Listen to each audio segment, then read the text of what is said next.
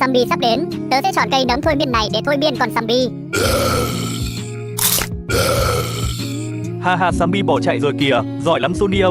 Còn tớ chọn cục bom Cherry, zombie đến là đổ tung luôn. Nhưng mà anh hai à, anh hết bảo vệ rồi, lỡ zombie đến thì sao? Em chọn cây đậu có súng ngắm này hy vọng sẽ an toàn.